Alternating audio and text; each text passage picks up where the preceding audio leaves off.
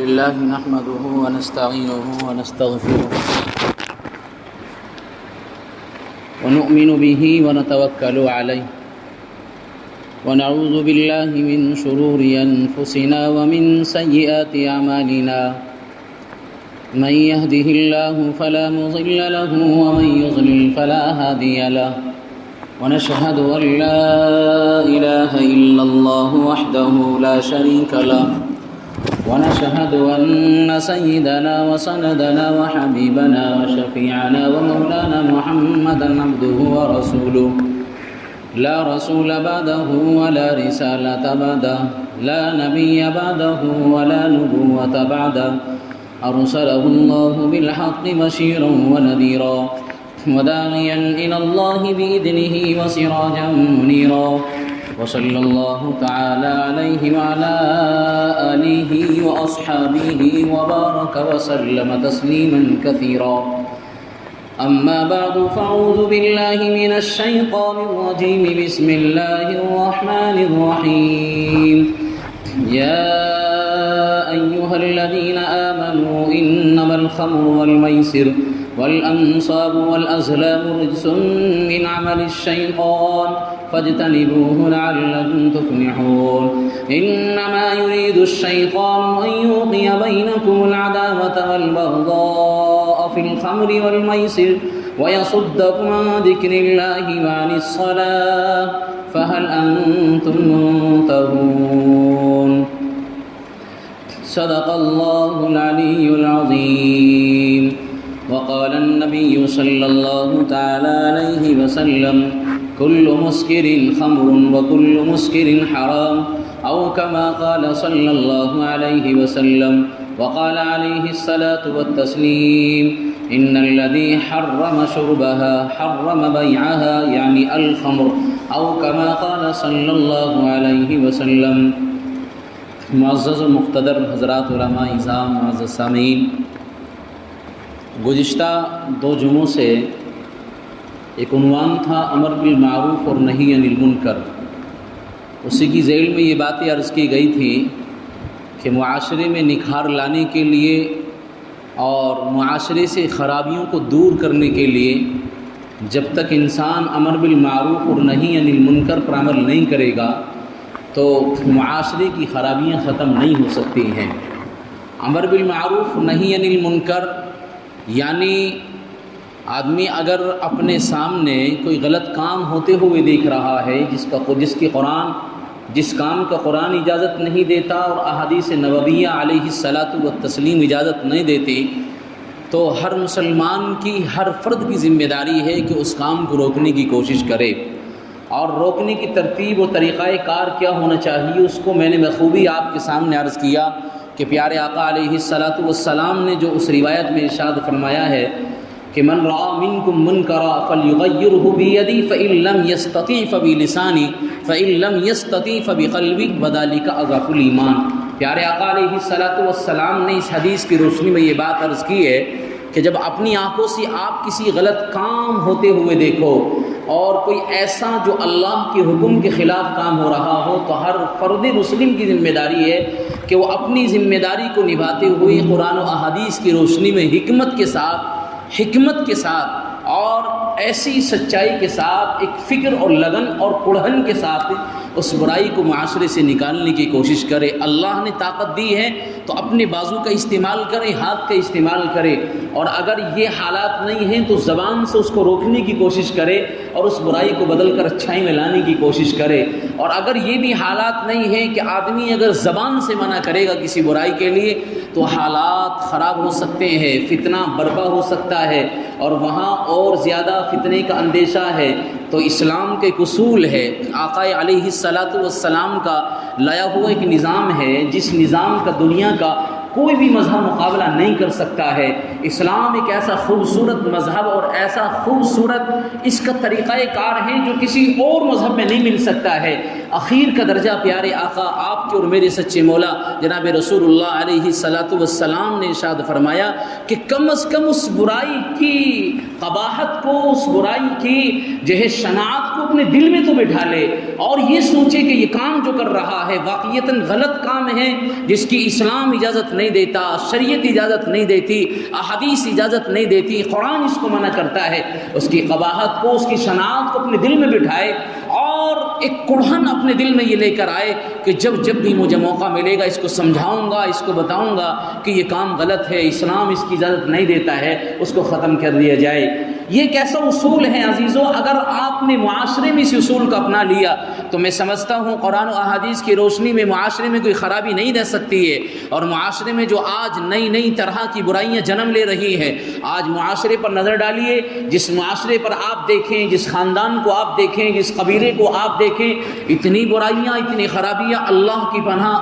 پناہ، یہ معاشرہ، یہ مسلمان آج جو گمراہی کی طرف جا رہا ہے اور اس راستے پر جا کھڑا ہوا ہے کہ اس کو اگر آگے کی طرف دھکیل دیا جائے تو ایسا اوندھے منہ جا کر کے کسی گڑھے میں ڈل جائے گا کہ اس کو نکالنے والا کوئی نظر نہیں آ سکتا ہے، ہاتھ پکڑنے والا کوئی نظر نہیں آ سکتا ہے۔ یہ ساری برائیاں آج ہمارے معاشرے میں ہے، بالخصوص مسلمانوں میں ہے، اور بالخصوص ہمارے ان ایمان والوں میں ہے کہ جن کے سروں پر ٹوپیاں بھی نظر آتی ہیں، جن کے چہرے پر داڑھیاں بھی نظر آتی ہے، اور دیکھا جائے تو کرتے پاجامے بھی ان کے جسم پر نظر آنے لگتے ہیں، اور اگر یہ بھی نہیں ہے تو کم از کم اس کا نام محمد سے شروع ہو جاتا ہے اور ایک اسلام گھرانے میں جنم لیتا ہے، اپنی جوانی کی دہلیز پر پہنچتا ہے۔ پھر وہ کس خرابی میں جا رہا ہے اور کس برائی میں جا رہا ہے، کس گمراہی میں جا رہا ہے، آپ اور ہم اچھی طرح اپنی آنکھوں سے دیکھ رہے ہیں۔ آپ اپنے معاشرے پر نظر ڈالیے، کتنی خرابیاں ہیں اور کتنی برائیاں ہیں۔ جب تک امر بالمعروف نہی عن المنکر نہیں کیا جائے گا، بھلی باتوں کا حکم اور برا سے نہیں روکا جائے گا، معاشرے سے خرابی نہیں نکل سکتی ہے، معاشرے سے بیماریاں نہیں ختم ہو سکتی ہے۔ معاشرے سے خرابیاں اور بیماریاں اسی وقت نکل سکتی ہے جب ہر ایک فرد مسلم اسلام کو اور شریعت کو سامنے رکھ کر ذمہ داری نبھائے کہ ہاں غلط کام سے روکنا یہ میری ذمہ داری ہے۔ نہیں تو عزیزو، اگر ہم نے اس کام کو نہیں اپنایا اور ہم نے یہ سوچا کہ بس نمازیں ہمیں کام آ جائیں گی اور دین ہمارا کام آ جائے گا، اور بس تنہا دین پر چلتا رہا اور تنہا مسجد میں آتا رہا، نمازیں پڑھتا رہا، تو یاد رکھنا بارہا میں اس حدیث کو دوہرا رہا ہوں کہ وہ جو دین کا دائی تھا، دین کا شہدائی تھا، جو رات دن اللہ کی عبادت میں لگا رہتا تھا، لیکن رب کا حکم آیا تھا اس سارے خاندان کو اور ساری قوم کے اوپر اللہ کا عذاب آ جائے۔ جبرائیل نے کہا تھا مولا ایک بہت دین کا دائی ہے، شہدائی ہے، نمازوں کا پابند ہے، اللہ اس کی کوئی خطا نہیں ہے، اس کی کوئی غلطی نہیں ہے، لیکن رب نے کیا کہا تھا؟ جبرائیل نہیں، اس کے ساتھ ہی عذاب آئے گا، جہاں پوری قوم پر عذاب آئے گا، وہ بھی نہیں بچ سکتا ہے، وہ بھی اسی عذاب کے اندر پیس جائے گا۔ مولا اس کی کیا خطا ہے، اس کی کیا غلطی ہے، وہ تو بہت نیک اور متقی پرہیزگار ہے۔ تو رب کی طرف سے اعلان آیا تھا جبرائیل تم جانتے نہیں ہو، نمازوں کا تو پابند تھا، روزہ اور زکوٰۃ کا پابند تھا، لیکن کبھی برائی کو دیکھ کر اپنے ماتھے پر شکن نہیں لایا تھا۔ تو سوچیے امر بالمعروف نہی عن المنکر کتنا اہم فریضہ ہے۔ یوں نہیں آقا انعامدار صلی اللہ علیہ وسلم نے فرمایا کہ امر بالمعروف نہی عن المنکر کرتے رہو، کہیں ایسا نہ ہو جائے کہ آپ اللہ سے دعائیں مانگے اور رب کی طرف سے دعاؤں کو رد کر دیا جائے، اللہ سے ہاتھ پھیلا کر مانگو اور رب کی طرف سے قبولیت کا اعلان نہ ہو۔ کیوں؟ امر بالمعروف نہی عن المنکر چھوڑے ہوئے ہوں گے۔ جب معاشرے سے یہ فریضہ نکل جائے گا تو معاشرے میں خرابی بھی آئیں گی، معاشرے میں برائی بھی آئیں گی، معاشرے میں شراب بھی عام ہوگی، معاشرے میں جوا بھی آئے گا، معاشرے میں سود کا نظام بھی آئے گا، اور معاشرے میں والدین کی نافرمانی بھی دخل اندازی کریں گی، اور معاشرے میں پڑوسی کو تکلیف پہنچانا یہ بھی عمل آئے گا۔ یعنی کوئی خرابی نہیں بچ سکتی ہے۔ اگر ہم نے امر بالمعروف اور نہی عن المنکر کو چھوڑ دیا تو ساری خرابی آ جائیں گی۔ اس لیے میرا عزیزو، آپ اپنی ذمہ داری سمجھیں اسلام کی روشنی میں، قرآن کی روشنی میں، کہ معاشرے میں جہاں بے شمار خرابیاں ہیں اور بے شمار بے حیائیاں ہیں، ان کو روکنا کسی اور کی ذمہ داری نہیں ہے۔ اب اس روئے زمین پر کوئی نبی نہیں آئے گا، اس روئے زمین پر کوئی نبی کا دلارا صحابی موجود نہیں ہے، بس وہی علماء اور وہی دین کے دائی اور شہدائی کہ جو دین کو لے کر چلتے ہیں اور جن پر ذمہ داریاں ہیں۔ آپ کے اور میرے کاندھے پر یہ ذمہ داری ہے، اگر برائی ہو رہی ہے تو اللہ کے واسطے اس برائی کو روکنے کی کوشش کرو اگر نہیں کرتے ہو اس برائی میں خود شامل ہو جاتے ہو تو یاد رکھنا اس دین کی دائی و شہدائی کی طرح جس طرح اس قوم کے ساتھ اس بندے پر بھی عذاب آیا تو کہیں اس معاشرے پر عذاب آئے اور ایک دیندار بھی اس کے ساتھ نہ پس جائے، یہ ہماری کمی اور کوتاہی ہوگی۔ تو عزیزو، قرآن کریم کی آیت کریمہ میں نے تلاوت کری آج کے خطبے میں معاشرے کی برائی پر نظر ڈالنے کے لیے اور معاشرے پر بے حیائی پر نظر ڈالنے کے لیے اور اس کو آروشناس کرانے کے لیے عرض کر رہا ہوں، اس لیے کہ منکرات پر مجھے روشنی ڈالنی ہے۔ میں نے پہلے دن اپنا عنوان بنایا تھا کہ منکرات کو روکو، بے حیائی کو روکو اور اسی طرح برائیوں کو روکو، نہیں تو وقت آ جائے گا رب سے دعاؤں کرو گے، اللہ دعائیں قبول نہیں کرے گا، اللہ کے سامنے رو گے، اللہ کے یہاں سے قبولیت کا مدار نہیں آئے گا۔ کیوں؟ ہم برائی کو نہیں روک رہے ہیں۔ برائی اگر ہمارے سامنے چل رہی ہے تو ہم خود شریک ہو جاتے ہیں۔ اگر کوئی محفل لگی ہوئی ہے رقص کی، عیاشی کی، فحاشی کی، تو بجائے اس کے کہ ایک باپ روکتا اپنی اولاد کے ساتھ اس کے ساتھ شریک ہو جاتا ہے، اور جہاں یہ دیکھا کہ شرابیوں کی ٹولی بیٹھی ہوئی ہے، بجائے اس کے کہ ایک ایمان والا ان کو سمجھاتا، ان کو بتلاتا کہ شراب تمام برائی کی جڑ ہے، آپ اس کام کو نہ کرو، آج ایک مسلمان ان سولی میں جا کر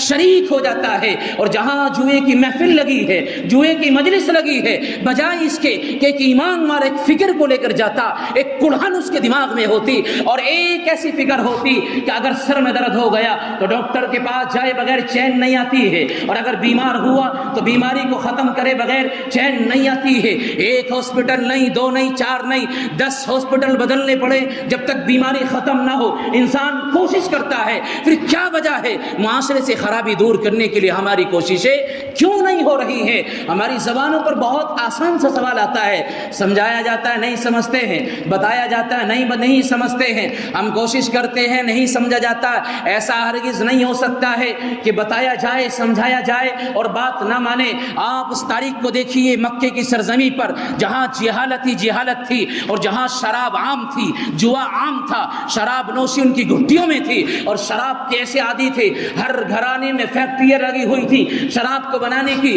اور شراب ان کے گھرانے کا ایک ماحول تھا۔ لیکن جب اللہ کا پیغام آیا اور نبی کی تعلیم ہوئی، اللہ کے نبی نے دعوت دی، تو لوگوں کا حال یہ ہوا کہ مٹکے شراب کے چہرے پر یعنی منہ پر لگے ہوئے ہیں۔ اللہ کا حکم آیا تو چھوڑ دیا اور ساری شراب پانی میں بہا دی گئی ہے۔ کمی تو اس بات کی ہے، ہم نے اپنی آنکھوں سے دیکھا، اگر کہیں نکاح پڑھانے کے لیے گئے، ویڈیوگرافی شروع ہو گئی۔ اللہ کے واسطے ویڈیوگرافی نہ کی جائے، ویڈیو نہ بنائی جائے۔ زبان پر الفاظ آتے ہیں ہمارے مسلمانوں کے، میں خدا کی قسم بہت سوچتا ہوں اس بات کو، آخر کس دل سے یہ بات کہہ رہا ہے کہ مولانا آپ نکاح پڑھائیے، یہ تو ہو رہا ہے۔ اللہ اکبر، کیا عرض کر رہے ہو؟ تمہارا ایمان تو خطرے میں نہیں پڑ گیا ہے، تمہارے ایمان کے لالے تو نہیں آ گئے ہیں، آپ اپنی زبان سے یہ بات عرض کر رہے ہیں۔ اللہ کے واسطے خرابیوں کو ختم کرو، معاشرے کی برائی کو نکالو، معاشرے کی بے حیائی کو نکالو، تبھی آپ کو اور ہمارا خاندان شعور میں آ سکتا ہے۔ خاندان شعور میں آنے کے بعد اس خاندان میں سنہرا باپ پیدا ہو سکتا ہے۔ اگر برائی کو نہیں نکالا گیا، بے حیائی کو نہیں نکالا گیا، تو یہی آپس کی نا اتفاقیہ، یہی ناچاکیہ، یہی خلف انتشاریہ اور یہی دشمنی، یہی بغض و عداوت، یہ ساری جنم لیں گی اس معاشرے میں جب تک ان بے حیائی کو اور بیماریوں کو نہیں نکالا جائے گا۔ یہ تو سینکڑوں بیماریاں ہیں معاشرے میں، سینکڑوں خرابیاں ہیں۔ آپ نظر ڈالیے اپنے معاشرے پر کتنی خرابیاں ہیں۔ آج کی تقریر میں، آج کے جمعے میں آپ کے سامنے ایک بہت اہم خرابی، اتنی بڑی خرابی ہے کہ جس کو قرآن اور حدیث نے تمام بیماریوں کی جڑ بتایا ہے، جس کو قرآن اور حدیث نے بے حیائی کی جڑ بنایا ہے۔ اللہ نے قرآن کریم میں اس کی قباحت بتائی، اس کی شناعت بتائی، اس کی حرمت کو ظاہر کیا، اور آقا صلی اللہ علیہ وسلم کے فرمودات جب ہم پڑھتے ہیں تو اندازہ ہوتا ہے اللہ اکبر، اس برائی پر مبتلا ہونے والا، اس برائی میں شریک ہونے والا، اس کا ایمان بھی نکل چکا ہوتا ہے، اس کا ایمان بھی اس کے قریب نہیں ہوتا ہے۔ وہ ایک بڑی خرابی منشیات میں سے شراب ہے، جو آج ہمارے معاشرے کا دستور بن گیا ہے۔ شراب آج ہمارے معاشرے کا بہترین رواج بن گیا ہے۔ یہ شراب آج ہمارے گھروں میں ایسا داخل ہو گیا جس کو ہم نے فیشن کے طور پر استعمال کیا۔ یہ شراب آج ہمارے گھر والوں کا، ہمارے کنبے خاندان کا اور ہمارے اہل و عیال کا اتنا بہترین مشغلہ اور مشغب بن گیا ہے کہ ہم نے نے نام بدل دیا کہ شراب استعمال نہیں ہو رہی ہے، ہم نے دوسرا نام رکھ دیا اور ہم نے اس کا استعمال کیا. ہم نے قرآن کو نہیں دیکھا، ہم نے احادیث کو نہیں دیکھا، اسلام کو نہیں دیکھا، شریعت کو نہیں دیکھا اور نظام محمد پر نظر نہیں ڈالی. کاش ایک شراب کو پینے والا، ایک جام اپنے ہونٹوں سے لگانے والا اگر اس کی قناعت کو دیکھ لیتا، اس کی شناعت کو دیکھ لیتا اور اسلام پر نظر ڈالتا، کتنی قناعت بیان کر رہا ہے اور شراب کی کتنی حرمت بیان کر رہا ہے. تو میں سمجھتا ہوں اسلام پر نظر ڈالنے والا وہ شراب کے اڈوں پر نہ جاتا، وہ شراب کا جام اپنے ہاتھ میں نہ لیتا، شراب کی بوتل اپنے ہاتھ میں نہ لاتا. جب پڑھتا اسلام کو، جب پڑھتا قرآن کو، جب دیکھتا سنہرے نظام کو اور لائے ہوئے اسلام کے نظام کو، اور وہ یہ دیکھتا جس کو قرآن کہتا ہے یا ایھا الذین آمنوا انما الخمر والمیسر والانصاب والازلام رجس من عمل الشیطان. یہ میرا رب کہتا ہے اور ڈنکے کی چوٹ پر اعلان کر رہا ہے اے لوگو آپ شراب سے دور رہنا، جوے سے دور رہنا. کیوں؟ رب کہتا ہے یہ شراب یہ مسلمانوں کا کام نہیں ہے، شراب کو پینا یہ انسان کا کام نہیں ہے، شراب کا استعمال کرنا یہ ایک انسانیت کا تقاضا نہیں ہے. ایک مسلمان تو بہت دور کی بات ہے، قرآن کہتا ہے شراب سے دور رہو، شراب کو چھوڑ دو. کیوں؟ رب کہتا ہے. اسی طرح جوے کو چھوڑ دینا اور جوے کے قریب بھی مت جانا. آپ اگر جوے کے قریب جا رہے ہیں اور شراب کے قریب جا رہے ہیں اور شراب کی جام لے کر اپنے ہاتھ میں لے لیتے ہیں تو قرآن کہتا ہے لوگوں سن لینا یہ ایک انسانیت کا تقاضا نہیں ہے، ایک مسلمان کا کام نہیں ہے. رجس من عمل الشیطان، یہ تو وہ عمل ہے جس کو شیطان کرتا ہے، یہ تو وہ عمل ہے جس کو اللہ کا ایسا ایک وہ شیطان کہ جو جنت سے نکالا گیا اور جو زمین پر ایسا ملعونیت کے ساتھ بھیجا گیا، جو اللہ کا نافرمان ہے اور رسالت کا نافرمان ہے، نبوت کا نافرمان ہے، وہ ایسا ملعون شخص شیطان، یہ اس کا عمل ہے. شیطان شراب پیے اللہ کی طرف سے کوئی بعید نہیں ہے اور کوئی لعنت نہیں ہے. شراب جوا استعمال کر جوے کو کھیلے اللہ کوئی نہیں منع کرتا ہے، لیکن جب ایک مسلمان شراب پیتا ہے اور جوے کے قریب جاتا ہے اور جوے کو اپنا مشغلہ بناتا ہے تو قرآن کہتا ہے رجس من عمل الشیطان، یہ تو شیطان کا عمل ہے، اس کے قریب بھی مت جانا. دیکھتا قرآن کی اس آیت کو تقریباً 10 اعتبار سے اللہ نے اس شراب کی حرمت کو ظاہر کیا اور شراب کی قباحت کو ظاہر کیا. سب سے پہلے شراب اللہ فرماتے ہیں یا ایھا الذین آمنوا انما الخمر والمیسر والانصاب والازلام. شراب کا ذکر کیا، اللہ نے کہا شراب حرام ہے اور اسی طرح جوا حرام ہے. اور وہ فعال جو زمانے جاہلیت میں چلا کرتی تھی وہ شرکی اعمال، اللہ نے فرمایا وہ بھی حرام ہے. یا ایھا الذین آمنوا انما الخمر والمیسر والانصاب والازلام رجس من عمل الشیطان فاجتنبوه لعلکم تفلحون. میرا رب کہتا ہے، کتنے پیارے انداز میں کہہ رہا ہے، لوگوں باز آ جاؤ، لوگوں رک جاؤ، اس عمل کو چھوڑ دو، اس عمل کے قریب بھی مت جاؤ. لعلکم تفلحون، ہو سکتا ہے تم کامیاب ہو جاؤ. یہ مدار ہے کامیابی کا. شراب کو چھوڑنا کامیابی کی ضمانت ہے اور جوے کو چھوڑنا کامیابی کی علامت ہے. اگر کوئی آدمی شراب پیے اور پھر زبان پر یہ الفاظ لائے کہ ایک مسلمان ہو، ایک ایمان والا ہو اور مجھ سے پہلے جنت میں کوئی نہیں جائے گا، اور یہ کہے کہ میں ایمان والا ہوں، وہ اپنے آپ کو ذرا سوچے. قرآن تو یہ کہتا ہے شراب چھوڑو گے تو کامیاب ہو جاؤ گے، جوا چھوڑو گے تو کامیاب ہو جاؤ گے. اگر شراب اور آپ جوے کے قریب پہنچے تو رب کہتا ہے پھر کامیابی اللہ کی طرف سے تمہارے حق میں نہیں ہے. کامیابی دنیا کی دولت نہیں ہے، کامیابی دنیا کی عیش و عشرت نہیں ہے، کامیابی دنیا کی آرائش نہیں ہے. آدمی سوچنے لگے کہ میں شراب بھی رات میں اپنے گھر پر بیٹھ کر پیتا ہوں اور میرے پاس گاڑیاں بھی ہے، میرے پاس بہترین کوٹھی بھی ہے اور میرے پاس بہترین اسباب بھی ہے، وسائل بھی اسباب بھی ہے، اور وہ اس کو کامیابی سمجھ رہا ہے. تو نہیں، اگر یہ کامیابی ہوتی تو آقا نامدار صلی اللہ علیہ وسلم کے پاس جب اللہ نے جبرائیل کو بھیجا، جاؤ ایک طباخ لے کر جاؤ، ریشمی رومال ڈال دیا گیا اور محمد سے کہا گیا محمد یہ دنیا ہے، بتاؤ آپ کو شاہی والی زندگی یعنی بادشاہی والی نبوت چاہیے یا غلامی والی نبوت چاہیے؟ تو محمد صلی اللہ علیہ وسلم نے نگاہ کرم نیچی کری اور کہا مجھے بادشاہت والی یعنی وسائل اسباب والی نبوت نہیں، مجھے تو غربت والی نبوت چاہیے. کامیابی اس میں نہیں ہے کہ کوٹھیاں بنا لی جائیں اور آرائش اور ہمارے پاس اسباب آ جائیں. نہیں، کامیابی اس پر ہے کہ انسان کی زندگی میں واقعیتاً سکون عافیت ہو اور دنیا میں بھی کامیاب ہو، آخرت میں بھی کامیاب ہو. قرآن کہتا ہے فاجتنبوه لعلکم تفلحون. انما يريد الشیطان دیکھیے اور اللہ تعالیٰ کیا کہہ رہا ہے، شراب کے ذریعے سے اور جوئے کے ذریعے سے، شرکی اعمال کے ذریعے سے شیطان کیا چاہتا ہے، یہ قرآن کہہ رہا ہے انما یرید الشیطان ان یوقع بینکم العداوۃ والبغضاء فی الخمر والمیسر، یہ میرا رب کہہ رہا ہے اس شراب کے ذریعے سے شیطان چاہتا ہے کہ آپ میں دشمنیاں پیدا ہو جائیں، اس شراب کے ذریعے سے دشمن چاہتا ہے آپ کے آپس میں محبت ختم ہو جائے، آپس میں دشمنیاں عام ہو جائے، بغض عداوت آ جائے، حسد آ جائے، لڑائی جھگڑا آ جائے، کینہ کپٹ آ جائے، یہ ساری برائیاں اس شراب کی بنیاد پر آ رہی ہے۔ شیطان کا یہی ایک حربہ ہے کہ انسان کو شراب پلاتا ہے اور انسان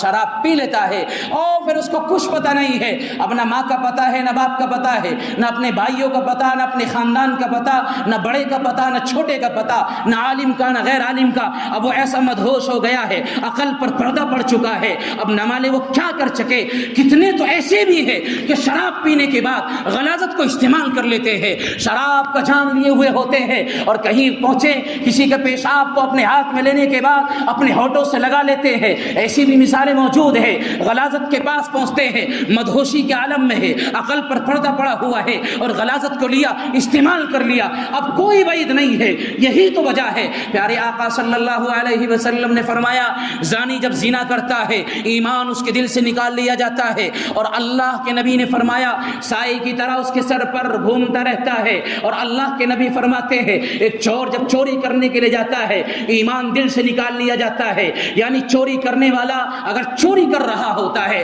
وہ مومن نہیں ہے، ایمان والا نہیں ہے۔ اور شرابی اللہ کے نبی فرماتے ہیں جس طرح شرابی جب شراب پیتا ہے وہ ایمان والا نہیں ہوتا ہے، میرے آقا فرماتے ہیں جب شراب کا جام اس کے ہاتھ میں پہنچتا ہے اللہ اس کے دل سے ایمان کو نکال لیتے ہیں اور اب وہ غیر ایمان کی حالت میں شراب استعمال کر رہا ہوتا ہے۔ یہ شراب کی قباحت ہے، یہ شراب کی شناعت ہے، یہ اس کی برائی ہے، بہت گھناؤنا عمل ہے، بہت گھناؤنا عمل ہے۔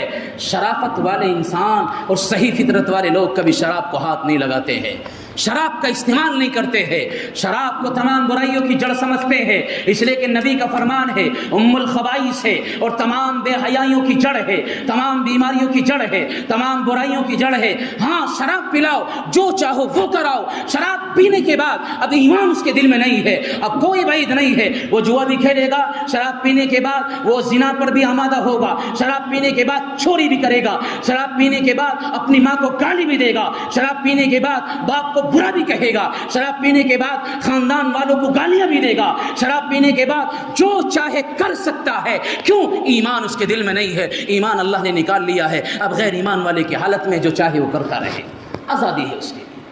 اسی لیے رب کہتا ہے انما یرید الشیطان ان یوقع بینکم العداوۃ والبغضاء فی الخمر والمیسر ویصدکم عن ذکر اللہ وعن الصلاۃ۔ ایک تو بڑی وجہ شراب کے پینے کے بعد جو میرا رب کہتا ہے سیطان یہ چاہتا ہے کہ آپس میں خاندان والوں میں آپس میں رشتہ داریوں میں بغض و عداوت دشمنی پیدا ہو جائے، اور اللہ فرماتے ہیں شراب کے ذریعے سے شیطان آپ کو اللہ کی ذکر سے روکتا ہے اور اللہ نماز سے اور وہ شیطان نماز سے روک دیتا ہے۔ یہ حقیقت ہے، شراب پینے والے آپ کو نمازی کم ملیں گے، شراب پینے والے آپ تو ذکر کی بہت دور بات ہے، ان کی زبانوں پر طرح طرح کے ترانے رہتے ہیں، ان کی زبانوں پر طرح طرح کے گانے رہتے ہیں، اللہ کا ذکر ان کی زبان پر آ جائے سوچا بھی نہیں جا سکتا ہے۔ قرآن اسی کو تو کہہ رہا ہے، میرا رب کہتا ہے شیطان تو یہ چاہتا ہے کہ تم شراب پیو، شراب پینے کے بعد جہاں تم بے حیائی میں پہنچو گے، برائی میں پہنچو گے، وہیں اللہ کے ذکر سے محروم ہو جاؤ گے اور وہیں نماز سے اللہ دور کر دے گا، نماز کے قریب بھی نہیں جاؤ گے۔ اس لیے عزیز قرآن بہت اس کی قباحت بیان کرتا ہے اور قرآن اس کی حرمت بیان کرتا ہے۔ بہت گھناؤنا عمل ہے، بہت گھناؤنا عمل ہے۔ اللہ کے واسطے آج ہمارے معاشرے کا فیشن بن چکا ہے، ہماری نئی نسل کے نوجوان آج نشے پر اتنے تل گئے ہیں، اتنے چلے گئے ہیں۔ اللہ اکبر، اگر ماں باپ کو علم ہے، میں قسم کھا کر یہ بات عرض کرتا ہوں، ماں باپ کی ذمہ داری اپنی اولاد کو روکے شراب کے نشے سے، نہیں تو ایک دن وہ آئے گا کہ ماں اور باپ بھی اس بیٹے کے ساتھ کہیں ایسا نہ ہو رسوا اور ذلیل ہو جائیں۔ اگر ماں باپ کو علم ہے تو روکے، اور اپنے بچوں کی نگرانی کرے کہ ہمارے بچے کن کے ساتھ رہ رہے ہیں، صحبت کن کے ساتھ میں ہے، کیا کر رہے ہیں۔ یہ شراب کا عنوان ہے جو میں نے اس جمعے میں لیا ہے، منکرات میں سے ہے، منشیات میں سے ہے، جہاں معاشرے میں اور بہت ساری خرابیاں ہیں، بے شمار بے حیائیاں ہیں، اس میں آج جو زیادہ خرابی پھیلی ہوئی ہے، آج جو فیشن بن چکا ہے، وہ شراب کا نشہ ہے، شراب کا نشہ۔ اور نشے تو کن کن چیزوں سے ہوتے ہیں، وہ آئندہ جمعے میں آپ کو بتاؤں گا کن کن چیزوں پر ہمارا نوجوان طبقہ جا رہا ہے۔ یہ تو وہ ہے جو شراب کا نشہ عام ہے، بہت عام ہے، جس کو آپ اور ہم بخوبی جانتے ہیں، اور سامنے لا کر پیا جاتا ہے اور آدمی فیشن کے طور پر استعمال کر رہا ہوتا ہے۔ اللہ کے واسطے شراب سے بچیے، شراب سے دور رہیے اور اس کو چھوڑیے۔ میں بتاؤں گا آپ کو چھوڑا کیسے جا سکتا ہے، اور میں اس کو صحابہ کی نظیر پیش کروں گا آپ کے سامنے کہ وہ صحابہ کہ جو شراب کے عادی تھے ایمان لانے سے پہلے، اور ان کے گھروں میں شراب کی فیکٹریاں تھیں، لیکن جب قرآن کو دیکھا، احادیث کو دیکھا اور اسلام کو دیکھا تو شراب کو چھوڑ دیا اور ساری چیزیں ختم کر دی۔ کوشش کریں جو حضرات اس کے عادی ہیں اس کو چھوڑنے کی کوشش کریں، اس سے دور رہنے کی کوشش کریں۔ اللہ تعالی ہمیں عمل کی توفیق عطا فرمائے۔ وآخر دعوانا الحمد للہ رب العالمین۔